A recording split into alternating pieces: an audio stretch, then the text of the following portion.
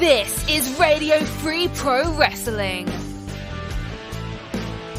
the home of smart and stunning wrestling takes. The liberation starts now.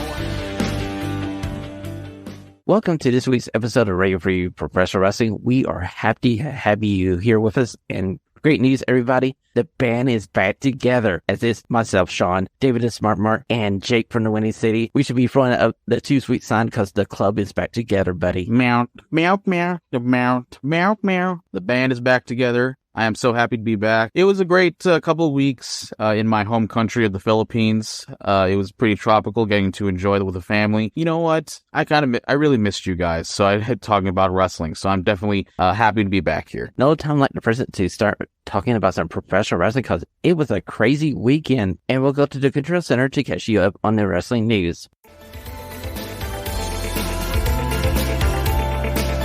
This is your Radio Free Pro Wrestling Control Center. All the wrestling news you need to know.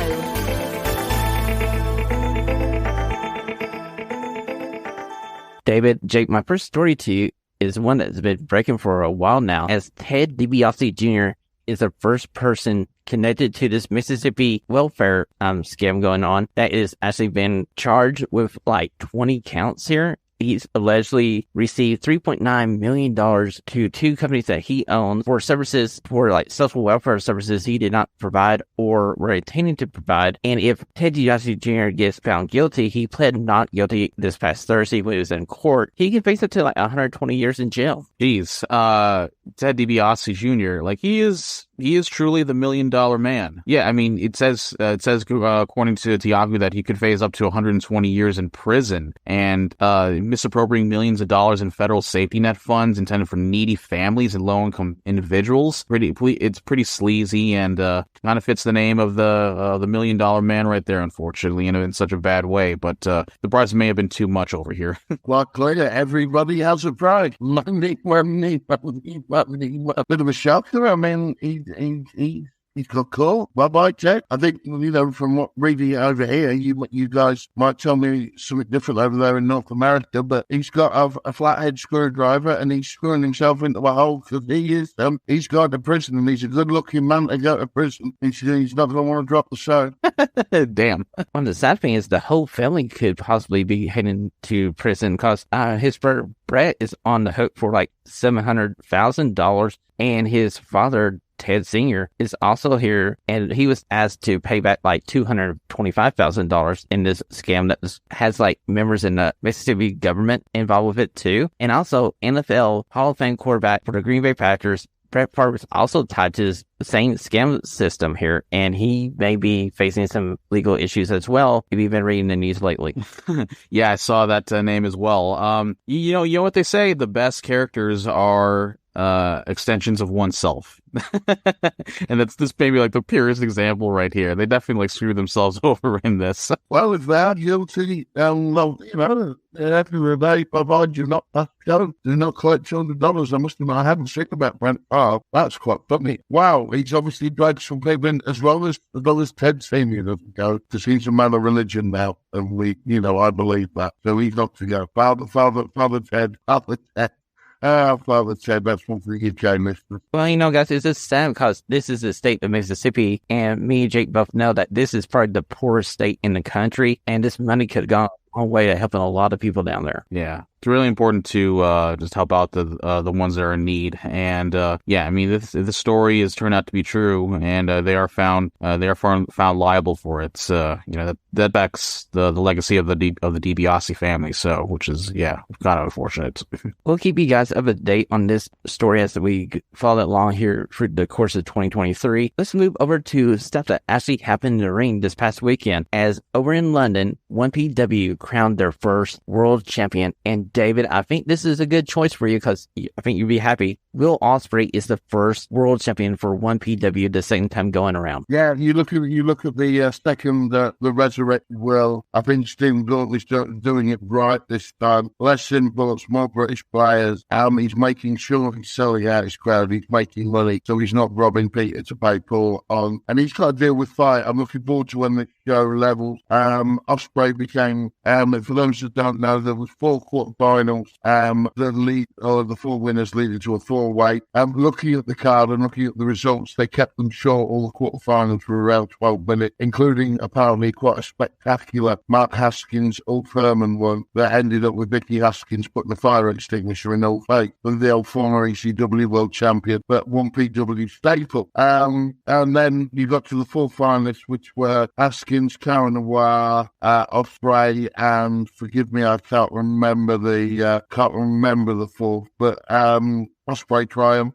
There was a bit of a bad moment in that it was a genuine fight in the front row involving families as the match came to an end. Nothing to do with the match. There's 2 families that have allegedly fallen out, and there was a few fists started flying, but Ospreay sorted it out, and it took a little bit of time off his triumphant moment, but he handled it with grace and humour, and the more important thing, he fist bumped the child that a dad had been trying to get his child, his very young child, out of the way if you've seen some of the YouTube footage. Apparently, by all accounts, a really good card, quite surprising in choice of tag team and ladies champions, but I won't spoil that, but by all accounts, great card, and they are now for the next show at the Engine Shed in Lincoln, where they go in, and that is a great little venue, I can assure you, because I've been there for a lot of rock gigs. They've announced Matt Cardona versus Will Ospreay for the 1PW Championship. Don't expect Will to drop it, but it's a great card to sell out against, sell the Engine Shed out again. David, I feel like that's a great kit for 1PW for their next show coming up, because I feel like that would be one hell of a match, and it's a coup to get Matt Cardona, because right now everybody's speculating where he's going to go, because we know Chelsea Green's in the WWE, but David, there's more British wrestling news, because there's another event that happened over the weekend. It's Chapter 151 of Progress Wrestling, the final act between Cara Noir and the Lord Spike Turbay. This match went 30 minutes and 2 seconds, and somewhere in the middle of this match, Cara got injured, and unfortunately for all you non-Spike Turbay fans, he's still your Progress World Champion. Well, I'm glad they've actually kept it on, but I think it was a mid-ring call, because from what we've gleaned from Spike coming out as actually Simon, his real name, and saying that Cara, Tom Dawkins, injured himself quite badly halfway through the match. Cage match, first ever Progress cage match, which I find quite strange considering it was Chapter 151 and the bigger venues that they've also played in London, which actually included Wembley Arena, and this is the first cage match. Apparently, it took a little bit of the edge off it, but Cara powered through and did 30 minutes. It's now broken. So that also, we talked about 1PW previously. That also doesn't bode well, because he was being given the push in 1PW as the Black Swan, as the old Cara Noir, the character that has been beloved in Progress Wrestling, no two ways about it, hugely talented. Wine's not been picked up. He'd be a brilliant fit for AEW with Cara, absolutely brilliant fit. Could you imagine him in the House of Black, for example, if you've seen the Black Swan character? Throwing it out there. But anyway, yeah, Spike's had to retain. I don't think it'll be on below. I think down below the title, probably next chapter or two. Okay, so Tom Dawkins went to Twitter later Sunday night, Monday morning, and stated that luckily there wasn't like any fracture of the leg, but now we have to wait for the swelling to go down to see if he had any damage to ligaments in his knees or his legs. So we want to send out our best wishes to Tom Dawkins for a speedy recovery, and we're going to move over to our next story. And Jake, I know you went to Monday Night Raw, but somebody else went there too. One CM Punk. This is a crazy story. I went to the arena just an hour before the show actually started, and I got alerts on my phone saying that, and saw on Twitter that there's a video of CM Punk talking with Tamina Snuka in the parking lot of the Allstate Arena, and of course the entire wrestling internet community blew up, and I think in the reports that I've seen from PW Insiders that Punk was in the building for about at least 20 to 25 minutes. I decided to talk with the guys, and also got the chance to talk with the Miz and trying to just patch up some beef they previously had from what I heard of. And he also tried to talk to the big man Paul Levesque to see if he can have a chat. And then Hunter said it was cool, but let me just see if I can just clear with Vince first, and then or that Vince McMahon heard about it and asked security to ask him to leave the building. wrestling. So yeah, I mean, what a crazy Monday night it was. And I got to say that I was a little surprised that we didn't we didn't hear at least like one loud CM Punk chant in the entirety of Raw, which kind of tells me that maybe those passionate, fiery fans either moved to AEW or those fans who come to Raw pretty much have given up. But yeah, it was one crazy night, and I still couldn't fathom what has happened there, David and Shawn. Some people would say this was definitely a publicity stunt. Punk could have definitely done this before, like visited some friends, even if he wasn't under a contract with AEW. So I have no idea what his intention here was. Maybe to stir up some buzz, but even that, like trying to pump up some buzz for a show that'll be 2 months later. I couldn't understand the reasoning of that, but CM Punk still grabbing the wrestling world in the palm of his hands, and more credit to him. Yeah, that is a very that's better that whether you like him or not, he shifts units, he wins units, he draws attention. Now, you said you heard about it through PWI. Yeah, I've done it through Bouncer. So instantly my hackles are up, because obviously Meltzer's not going to do Punk any favours with the way he reports on it. Which, yeah, but you still know that anything Meltzer's going to heavily paint it anti-Punk. I think he's got some balls in doing it, because he knew he was going to, like you intimated that. He knew this was going to hit the internet faster than the Vindaloo hits a toilet pipe. Real middle finger, Tony Khan. Without a shadow of a doubt. If I was Tony Khan, and you guys know I'm normally Phil Brooks through and through. I love the bloke. I think he's brilliant. I think he's great for wrestling. I love his attitude. But if I was Tony Khan, I would be angry. Excuse me, Shawn, you'll need way up there. I will be angry at that. I really, really would. And let's just say I'm Phil Brooks fan. I don't like, but you're trying in the middle of these negotiations to bring him back to do the best for your company, and you get reports that he's turned up on Monday Night Raw, and you're thinking a myriad of different thoughts. What's he doing there? Why is he there? Who's he talking to? Why is he gone? I mean, he turned up at the Pro Wrestling. No one got on their high horse when he turned up at PWG, did they? All right, they reported it, but they didn't get on there. He was even at the New Japan show when he saw Mercedes won the title in the Bay Area. Yeah. No, like up and roar about it too. That was the one he went with Lars from Fancy, wasn't it? Yeah, with Lars Frederiksen, his best friend. Yeah. So there you go. So now, it's a great story. I think it's absolutely. I when I first read it, I had to giggle. Phil, you really are going for it with Tony. But it is what it is. And only he knows his motivation, and we won't. Well, gentlemen, we'll just have to keep our eyes open, our ears open, as this summer of Punk 3.0 continues, as it's rumored that he may be back in the same building in about 2 months when AEW debuts their Saturday night programming, so we'll just have to keep our eyes open. Definitely. Well, the Collision show, that's going to be in a bigger building, but I digress. As we're talking about people who are movers and shakers in professional wrestling, over the weekend, Mercedes Moné lost her New Japan Pro Wrestling Women's World title at the All-Star Stardom event, but we also learned that she's going to be at the next New Japan show here in the States called Resurgence. So do you see Moné staying with New Japan Pro Wrestling and not coming back to North America to do shows? I could see that happening within the next few months, if not to a year. I will say that I got to see the Stardom event yesterday, the last couple of matches, and I thought it was a very decent match between Mercedes and Mayu Iwatani. But I gotta say that in terms of like the quality of women's professional wrestling in Japan, even though that Mercedes definitely brings that mainstream attention to Stardom, it kind of does expose like the difference quality and of our rankings of between the Japanese women wrestlers and Mercedes. Like when there's the Joshis, like they are so good, and it seems like Mercedes is trying to keep up well with that style of wrestling. So but it was still a decent night of Stardom, and hey, definitely got some buzz within the wrestling world, so got to give some credit to that. But yeah, I could see Mercedes stick around throughout the year. I'm actually curious that if she does decide to come back to North America, maybe do a couple of stints with AEW in terms of their relationship with New Japan. Will she come to Forbidden Door? Does she have any interest on that? So she is definitely like what an independent contractor should do, is like trying to weigh in her options and trying to see what leverage she has. I think she's showing for Forbidden Door. I think she's an absolute showing for Forbidden Door, but I only think it will be short term. Everything she seems doing at the moment seems to be short term. She's not, let's face it, New Japan have a history of keeping her titles on champion for a reasonable amount of time, so she's dropped this quite quickly. But I think you've nailed it there, Jack. I think she's showing for Forbidden Door to come out at some point and challenge Hayter, maybe. Hopefully Hayter anyway.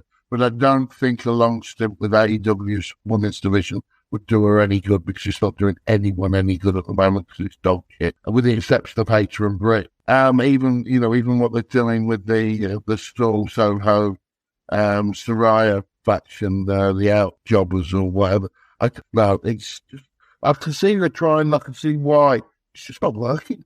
But anyway, I'm back to the point. Yeah, I can see her showing up at Forbidden Door. I think a little bit of chop and change is the way she should go from now on. Yeah, a couple of pointers on the Stardom event. I do give them some credits, and they definitely improved on some of their presentation, and the commentary team being involved with Chris Charlton as well. Obviously, they do. Yeah, he's obviously great. Obviously they still have a lot of work to do. I think doing a pay-per-view and then putting it on Stardom World a couple of days later, I don't think that's the best option to try to grow your audience. If you're trying to grow your audience, you're trying to expand to the North American audience. I understand New Japan doing that. If you're going to try to grow an audience as far as Stardom goes, just keep it at Stardom World and have it in one place. That's one critique that I would have. But yeah, so still a lot of improvements and still a lot of work to be done as far as their presentation goes. But obviously the quality of matches, it's incredible. So I see some big things for Stardom throughout the year. Exactly, Jake. I do believe that they're on the course to grow even bigger in 2023. Now, one final story we got to talk about. I saw on Twitter over the weekend that James Drake and Liverpool's number one, Zach Gibson, has gone to Twitter and announced that they asked for their WWE release and it was denied. So they are going to be out of contract mid-October 2023. So, David, how do you feel about the two gentlemen that were formerly known as Grizzly Young Veterans becoming free agents? It's difficult when they're decent wrestlers, and they let go and there's other tax still left in the company. They'll always have a job over here, as we've had progress to have them walk back straight in and take the titles off Sunshine Machine tomorrow. So they've always got that. They've got plenty of connections up north. Obviously, having the NXT exposure gives them a little bit more of a wider audience. Would they go to AEW? I think, unfortunately, if they went to AEW, as good as they are, they'd get lost in the mix. Now, I tell you a little bit of fantasy booking. Maybe they got, if the Blackpool Combat Club got rid of Wheeler Useless and brought the Grizzly Young Veteran as part of the Blackpool Combat Club, particularly with obviously Gibson being the Liverpudlian, which isn't far. You could tenuously, play on that. I'd like that, but I don't think that. I think they're going back to mixed wrestling. I really, really do, unfortunately. And it's a shame because they're bloody good, the pair of them. Yeah, I think you're right, David. I feel like this is more about them wanting to be out and about wrestling and not a money issue. I feel like their role inside of the Schism has not fulfilled them, and they are such great talents. It's just disappointing to see they didn't try to put the titles on them before they left, because they put the titles on Pretty Deadly, and they're easily the same level as Pretty Deadly talent-wise. How long? Let's get one thing that they haven't got in their favour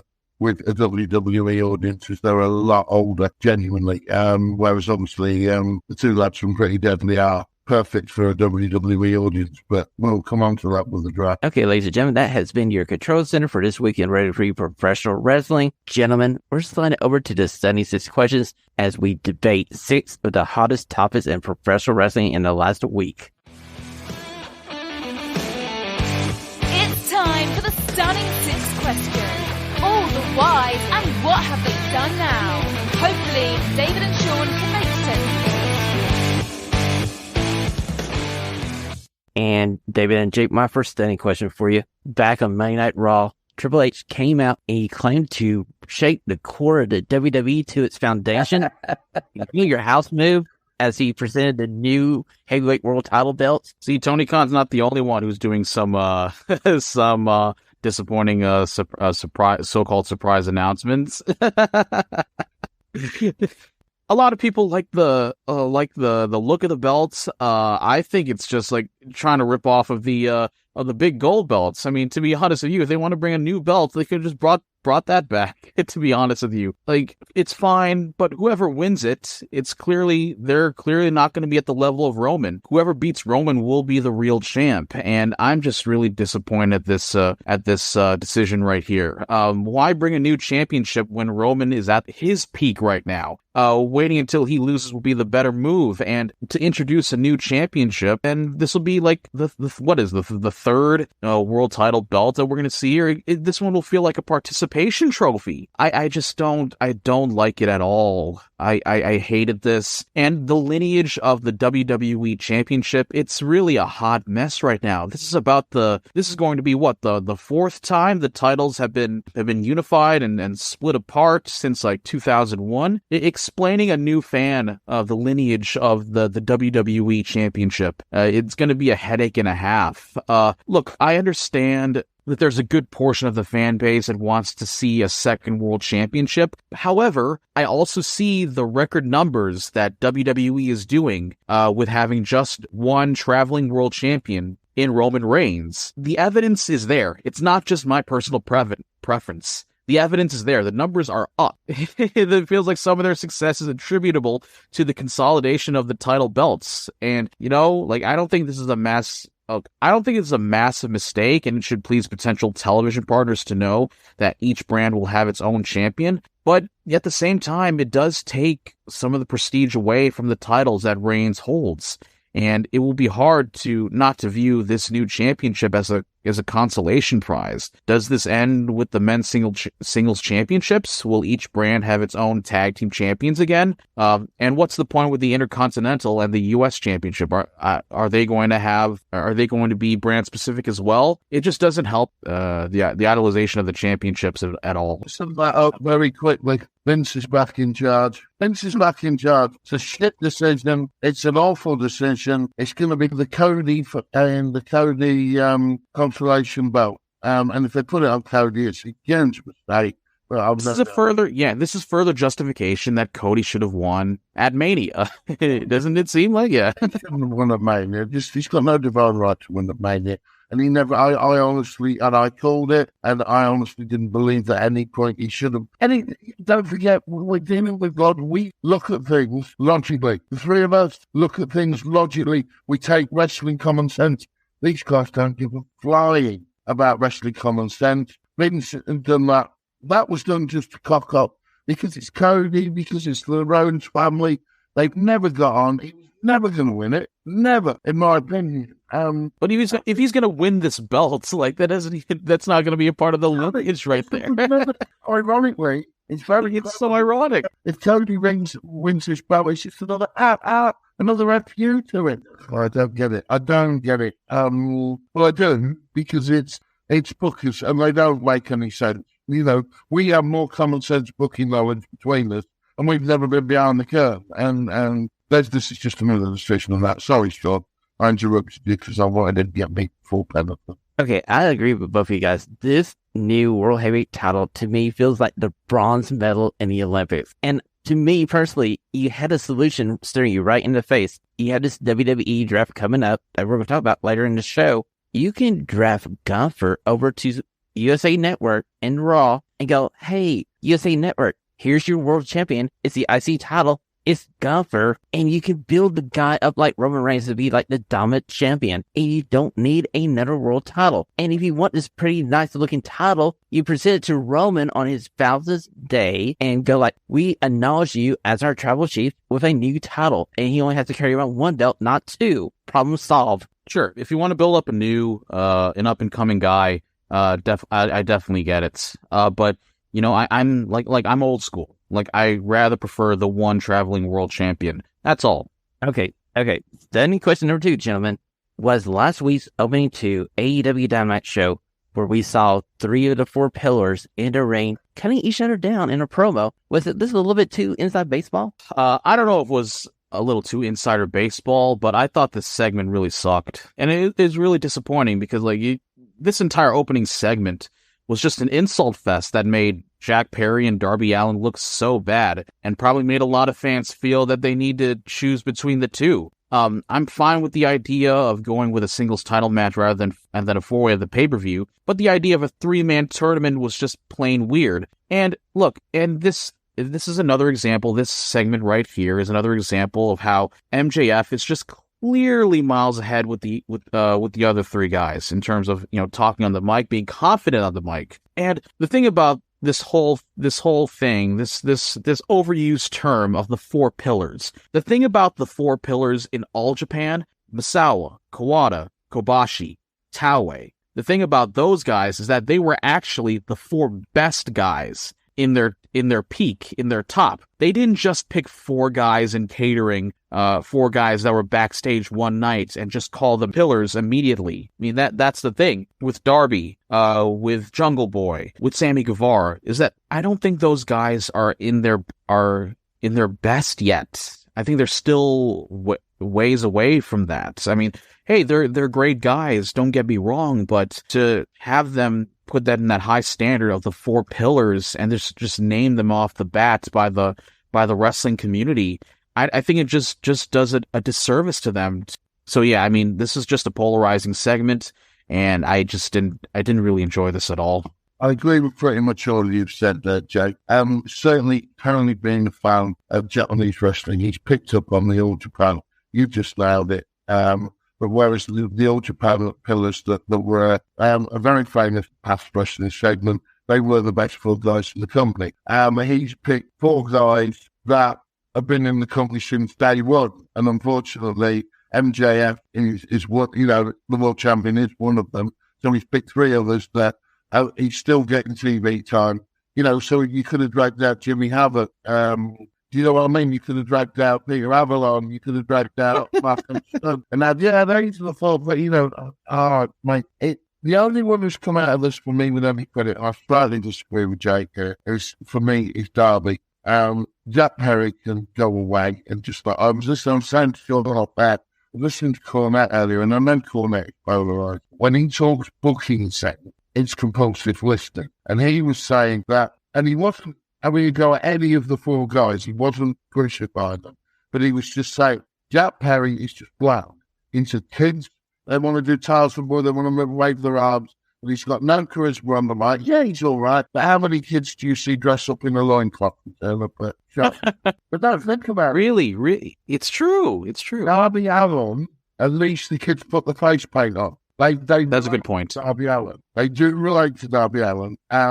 Sammy Guevara has more turns than a 3-wheel bicycle because he'll be in mid-promo and he'll go from face to heel, which does him a disservice because he's probably the best actual wrestler out of all of them. But he just wants to, for some reason, it's the AEW thing, he's another one who wants to kill himself live on TV. They're going to get it right because it will be Darby versus MJF, the pay-per-view, without a doubt. And that is the right call. Darby has got stronger on the mic for me. And I think he was getting better and better. And at least when he does his dives, he actually just throws his whole body at it. He doesn't look false because it's that man. You actually think, Christ, he could have hurt him there. Yeah. The style of MJF versus Darby does one in it. That's true. But I agree with you. Out of the 3, Darby is the most improved out of the 3, definitely. So, but anyway, we'll see where it goes. But yeah, it sucked. To be honest, Jake, as Jake said right early on, it sucked and it didn't get better. Guys, as I was watching this and I was leaving this segment, I didn't know who to cheer for if I was just a casual wrestling fan watching this. I was like going, okay, Jungle Boy, I feel like I should be cheering him, but then he starts laying into the fact, oh, hey, Darby Allin, you're only here because you can cut a skateboarder. I'm like, that's not a face move. And I was just thinking about, as you guys were talking, I personally feel like they should never have done this split with him and Luchasaurus, and they should have hanged him with Christian, and they all should have turned heel. Sure, I could have definitely probably added it, but yeah, and also, I just want to add one more thing, that the psychology of these three guys is that it's two supposed baby faces against the heel, which definitely doesn't help, and then doesn't put the baby faces over. So you see there that psychology is right there is a mess right there. So I with tonight's Dynamite, I'm curious to see where they go from here. But yeah, I'm just not a fan of it so far. Yeah, great. The thing is with AEW, very rarely if they out and out faces and out heels. Everyone's a tweener.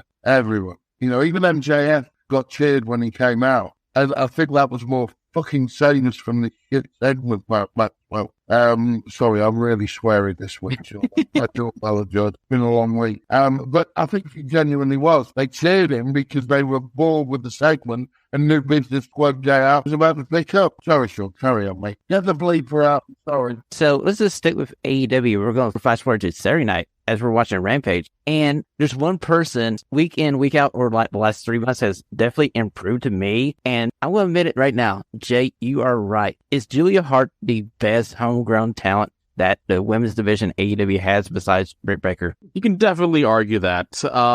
But look, I mean this sincerely. I'm not just being like a fanboy right here, but I definitely think that she is genuinely becoming one of the most improved women on the roster, and I could definitely see if she continues to go this route, move on from the Varsity Blondes, which is so bland. I thought she definitely improved, and definitely stuck out to me, this past weekend on Rampage. I really hope that she continues to catch the attention of the AEW fan base, because hey, she is a star in the making, in my opinion.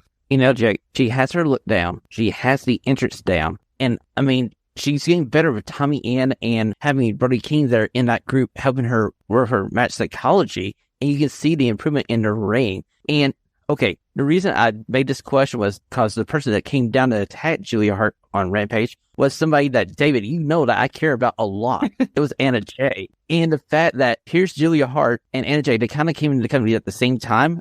And I feel like Julia Hart has passed Anna Jay. Agree with all you said, boys. And if it means you stop stalking Jenny and move on to someone else, then everyone's happy. Oh my gosh, David! All the fire signalers here. As soon as Julia Hart puts the wrestling side of her game together, and as far as her performance in the ring, she's going to be. I totally think that she's going to be a valuable asset to the women's roster because she has the look and the character side down already. She definitely needs some more psychology to her match frame. Yeah, I agree with that. The character's definitely there. It's definitely improved from leaving the Varsity Blondes. And it's true. She's improved. The character's interesting, so when the character's interesting, you can almost forgive little mistakes in the ring because you're invested in the character already. Which is where I think it's been more, probably you two are talking about it being more noticed. But yeah, I would agree with a pair of you. She's come on in leaps and bounds, and let's hope she can make that improvement. By Christ, does that women's division need it? Okay, gentlemen, we're moving over to our fourth stunning question of the week. How do you think Pretty Deadly is going to do on the main roster, as it's rumored that they are one of the teams on the move this weekend as we get ready for the WWE Draft? And if you watched last night's episode of NXT, they were sleeping with the fishes at the end of the show, so they kind of got written off of NXT. So I got a feeling they're coming to Raw or SmackDown. What a great way to kill them off in NXT, huh? Jeez, I'm really curious with this new administration, and now we have Vince back in the fold. I am a little bit concerned though. They sent them to the water like Rock did to Austin back in the day. So it's been a while since we've seen a good murder on WWE TV. If you would ask me, they would be a better fit on Raw, since Pretty Deadly are more of the entertainment side of things and the more storyline driven type of tag teams. So I could see that happening. But again, with this new administration, it depends to see if they do get behind them or not. I love them. I hope they do well. Simple as that. Well, I'm hoping that they get a chance to face the New Day when they're all healthy and they're back together, because I feel like the New Day versus Pretty Deadly would be a highly entertaining feud. But I like you, Jake. I'm kind of concerned with this new administration, because if this was Triple H by himself, I'd be like, okay, cool. It's fine. He sees the talent inside of Pretty Deadly. He's going to use them properly. It'll be okay. But now I just don't know.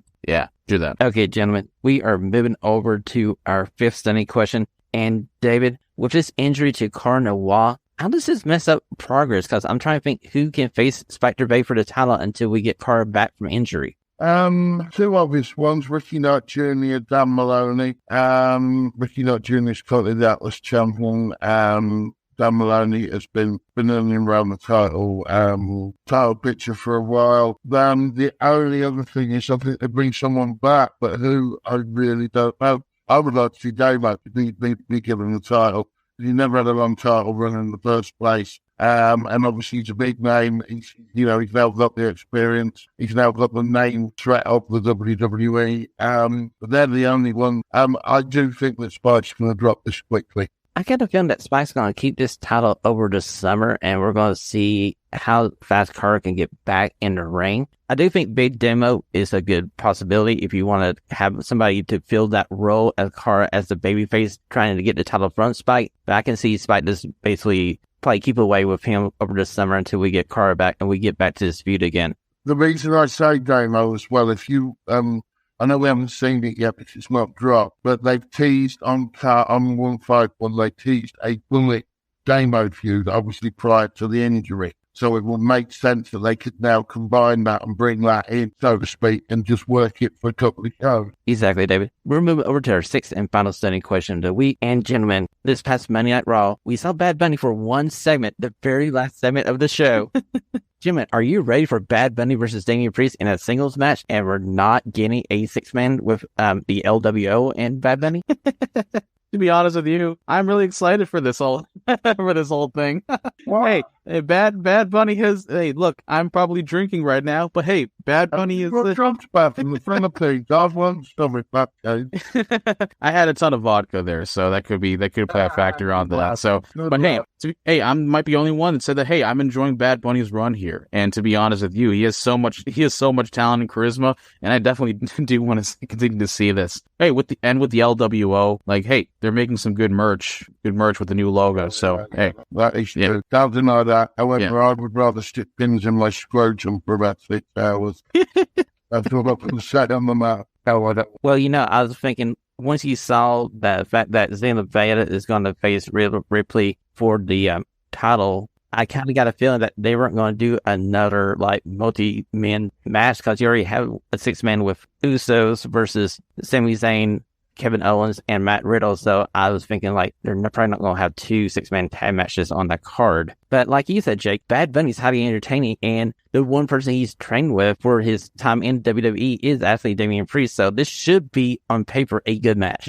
On paper, it should be entertaining and high-flying, too. So, but I gotta say, think about this in terms of premium live events. WWE is not going to hold a PLE in the continental U.S. until SummerSlam. That's going to be in Detroit. So, so they got Backlash here in Puerto Rico, obviously United Champions in Saudi Arabia, which is a whole nother discussion. But then we got Money in the Bank. Then we got Money in the Bank in London at the O2 for the WWE fan base that are outside the continental U.S. to at least enjoy some shows. That's Exactly, Jake. That's a good point. And the Puerto Rican crowd is going to help this match be better than what it would be normally if you had this match inside the United States. This crowd is going to lift this match up. I feel like this crowd is going to make you feel this match maybe 2 or 3 times better than what it actually is. I hope this will be like a Triple A crowd in Mexico, considering how boisterous they are. So can't wait. I'm very curious to see how this crowd will be in Puerto Rico. Okay, ladies and gentlemen, that was your Stunning 6 questions for this week on Radio Free Professional Wrestling. We are heading to our main event as we're conducting our own very mock WWE draft. We have selected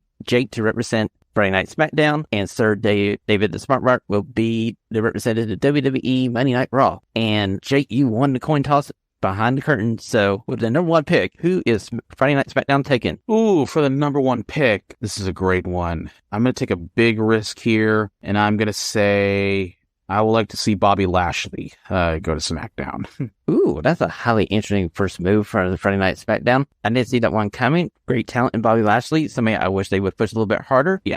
Okay, David, with the number 2 draft pick, who does Monday Night Raw counter with? I'm going to take Pretty Deadly out of NXT. I think they're very entertaining. I think they'll do well. As long as they're not giving 2 shits a gimmick, I think they can wrestle. They've got charisma, and I'd like to see them. I think they will make that tag team division which is lacking on Raw. Okay, Pretty Deadly is a interesting choice from Monday Night Raw. They are a former NXT UK Tag Team Champions. They are a former NXT Tag Team Champions. And last time we saw them, they were sleeping with the Fishers. Jake, with the third draft pick, who does Friday Night Smackdown take? Well, ironically enough, my next pick will be from NXT.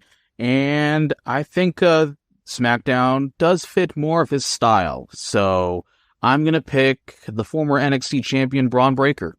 Ooh, that's a great pick, Jake. This gentleman is a blue chipper on the rise. He had a solid run as a face champion in NXT. He just recently turned heel. We'll see what he does on Friday Night Smackdown, Jake. I think it's time for him to come up after pretty much a year and a half in NXT. So he's definitely got the talent and the charisma. So I really want to see him on the main stage. Okay, David, over at Monday Night Raw, you're at pick number 4. Who are we taking? We are taking, find a real spanner in the work, we're taking Solo Sikoa. Ooh, so I see Monday Night Raw's bringing over Solo by himself. That's interesting to see. Because I think the bloke, he's a bit like a Gunther. A bit like Drew McIntyre, a bit like a Sheamus. I can see that in him. I think he's got it in him to be a solo star. And to be fair, he's wasted in the bloodline. He is. He really is. I want to see how he can do on his own. Yeah, it's a good one. Okay, Jake, you are at pick number 5 for Friday Night Smackdown. Who is SmackDown taking? This is a good one. So hard. You know what? I'm going to take one heck of a risk here. I'm going to say Bayley. Ooh, so you're just taking Bayley and not Damage Control? I don't know if Damage Control has a lot left to do, in my opinion. See what Io can do and how she could fare on her own. So I think I'm going to say Bayley to the SmackDown roster. Okay, David, back on Monday Night Raw, we're at pick number 6. Who is Monday Night Raw? I'm going back to NXT, my friend, and I want you to go with. This is a great pick from Monday Night Raw. A personal favorite of mine and David's, G.D. Dillon, has been around professional wrestling for a number of years. She had a chance to win the NWA World title in a match against Serena Deebs, and she's been 1/3 a Toronto attraction in NXT. She's a former NXT Women's Tag Team Champion, and she was also close to being the NXT Women's Champion back at Stand and Deliver in LA. Mm-hmm. Very interesting. Okay, Friday Night Smackdown, pick number 7, Jake. Who are we getting? I'm going to pick, for SmackDown, Seth Rollins. Ooh, what a great pick. And man, Seth Rollins has fallen down the draft board here, ladies and gentlemen, as he's coming in late in the top 10 picks. But Friday Night Smackdown has picked up a former United States champion, a former WWE Universal champion, and probably one of the best wrestlers the WWE has at the moment. Yeah, and I don't think we've seen a lot of Seth Rollins on the blue brand. So I'm curious to see if they do go that. I would like to see Seth, how he can do on network television. Okay, Monday Night Raw and David the Smart Mark, you are at pick number 8. Who are you selecting? This is something I never ever thought I'd say, right? Ever. But I've enjoyed their work. And I'm taking the sort of duo here, a tag team, if allowed. I'm taking Dominic and his mommy. Hey, ooh, that's a good one. Okay. Just on their own. And I want to develop that relationship because that's dark as hell. And I like it. You know, that might be a sneaky sleeper pick from Monday Night Raw and David the Smart Mark. Seeing those two guys away from Judgment Day might be very interesting TV. I love them. I just love them together. Okay, we're moving over to pick number 9. It's the final pick for Jake, the leader of Friday Night Smackdown. Jake, with your final selection, who are you taking? I'm going to pick one more person from NXT, and she has a ton of talent, a ton of momentum behind her. I'm going to say Roxanne Perez. I think she's ready. Yeah. And if you watched the last night's episode of NXT, she lost her chance for a rematch at the NXT Women's title as she lost in the 3-way, and she was pinned in the match by Amy Hartwell. So I got a feeling she's coming up to one of these shows, but Jake has taken her at pick number 9 for SmackDown. Sir David the Smart Mark, Monday Night Raw. This is the final pick of our mock draft. Number 10. Who are you closing the show with, buddy? I think that's right, Jake, in that neither of us have gone down obvious routes and just gone, let's go major superstars. I'm impressed with Jake's pitch. He's thought about it, and hopefully you can see I have with regards to the development, and there's just something a little bit deeper in it.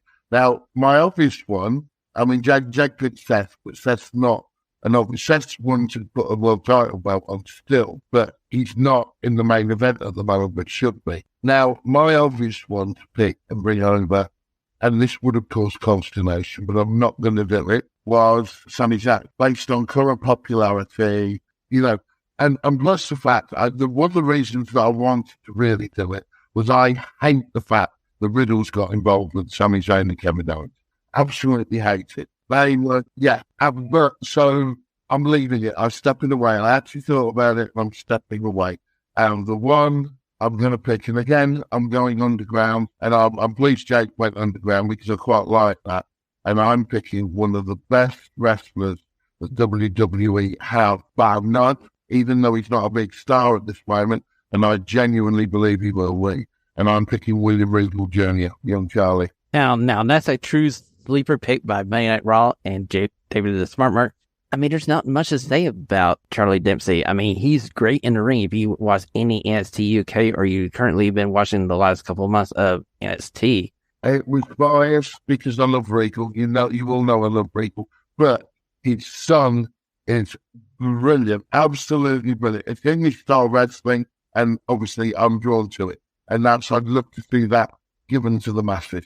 Which names stick out to you, Shawn? Okay, so I like Charlie Dempsey. I thought that was a good choice. I don't see him come up real live here because I feel like him and Drew Gulak still have a lot to do in NXT right now because they're basically going after the North American Championship against Wes Lee. Now, the Roxanne Perez pick I feel like is good and also pretty deadly because they both kind of got written off NXT TV, so that's kind of like a wink and a nod. So if they don't get moved up over the weekend, I'll be surprised.